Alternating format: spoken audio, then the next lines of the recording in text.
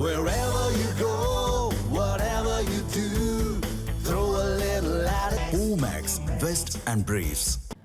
கோவை மாவட்டம் அன்னூரில் 3 நாட்களாக தேங்கிய மழைநீர் வடிந்து செல்ல அதிகாரிகள் நடவடிக்கை எடுக்கவில்லை என பொதுமக்கள் குற்றம் சாட்டுகின்றனர். இதுகுறித்து அப்பகுதி மக்களிடம் செய்தியாளர் செந்தில்குமார் நடத்திய கலந்துரையாடலை தற்போது பார்க்கலாம்.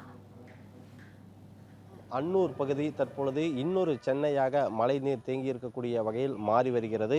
நான் நின்று கொண்டிருக்கக்கூடிய பகுதி அன்னூர் பேரூராட்சிக்குட்பட்ட 5வது வார்டு பகுதியான புவனேஸ்வரி நகர் மற்றும் பழனிகிருஷ்ணன் அவனியை போன்ற 2 பகுதிகளிலுமே தற்பொழுது கடந்த 2 நாட்களாக மழைநீர் அதிக அளவில் தேங்கி இருக்கக்கூடிய ஒரு சூழ்நிலையானது ஏற்பட்டிருக்கிறது. நீங்கள் நேரடியாக பார்க்கலாம்.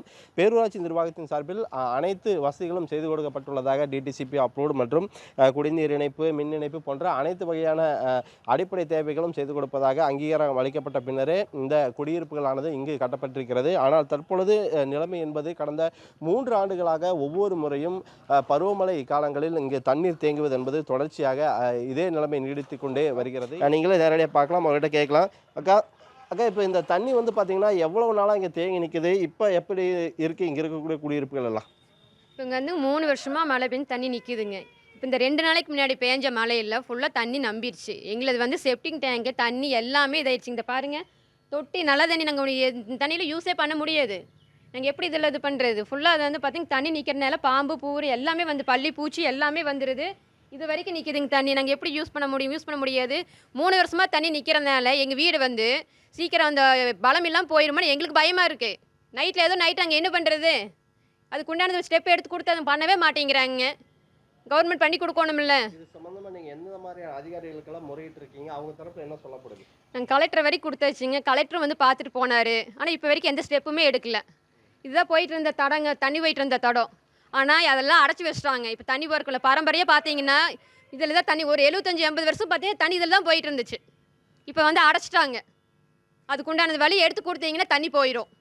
தண்ணி இப்படி நிற்காது பின்னாடி எல்லாம். இப்போ நீங்கள் வீடு கட்டுறப்ப இதெல்லாம் உங்களுக்கு தெரியுமா? முறையாக அனுமதி பெறப்பட்டுச்சா? முறையாக அனுமதி வாங்கி தான் கட்டியிருக்கிறாங்க இந்த வீடு எல்லாமே. ஆனால் இந்த மாதிரி மழை பெஞ்சு தண்ணி நிற்கணும் இதெல்லாம் வரைக்கும் நாங்கள் யாருமே இதை எதிர்பார்க்கல. இதை எதிர்பார்க்காத வகை தான் இதெல்லாம். அதீத மழைனால வருதா இல்லை ஒவ்வொரு ஆண்டு இதே பிரச்சனை தாங்க. மழை பெஞ்சுது அப்படின்னா ஒரு நாளுக்கு அதிகமாக மழை பெஞ்சுதுன்னா தண்ணி இது ஸ்டோரேஜ் ஆகிட்டே இருக்குதுங்க. இந்த தண்ணி அப்படியே நிற்கிது. பின்னாடி வந்து ஓடை இருக்குது, குளம் இருக்குது. அந்த குளத்தில் தண்ணி தேங்குச்சுன்னா அப்படியே ஊற்றி எடுத்து வந்துடுது தண்ணி ஃபுல்லாக. இங்கேயே வருஷமெல்லாம் வந்துட்டே தான் இருக்குதுங்க தண்ணி. இதெல்லாம் உங்களுக்கு அடிப்படை வாழ்க்கையில் எவ்வளோ பிரச்சனை? அடிப்படை வாழ்க்கையில்னா பாருங்கள், இப்போ நிற்கிறதுனால என்ன ஆகுனா எங்களுக்கு இப்படி கொசு அதிகமாயிரும். எங்கள் வீட்டு விட்டே வெளியே வர முடியும். குழந்தைகளை வச்சுருக்குறோம். நாங்கள் எப்படி இது வாழ்கிறதுங்க? வாழ்வாதாரம் எங்களை பாதிக்குதுல்ல. நாங்கள் இதையவே பார்த்துட்டு இருந்தால் நாங்கள் எப்படி போய் வேலை செஞ்சு சாப்பிட்றது? தினக்கூலிகளை நாங்கள் என்ன பண்ணுவோம் நீங்கள் யோசனை பண்ணி பாருங்கள். டெய்லி வேலைக்கு போகிறோம் நாங்கள். அதை நம்பித்தான் நாங்கள் இருக்கோம். வீட்டையவே பார்த்துட்டு இருக்க முடியுமா? தண்ணி நிற்கிதுன்னு தண்ணியவே பார்த்துட்டு இருந்தால் நாங்கள் எப்படி குழந்தை உடைகளுக்கெல்லாம் வச்சு பார்க்குறது?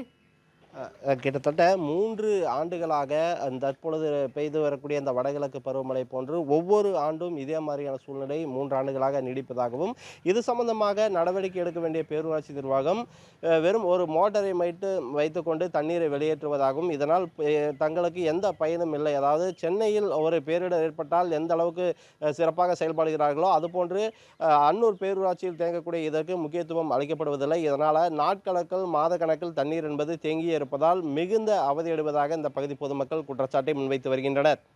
தமிழ் ஜனம் செய்திகளுக்காக அன்னூரிலிருந்து செய்தியாளர் செந்தில்குமார்.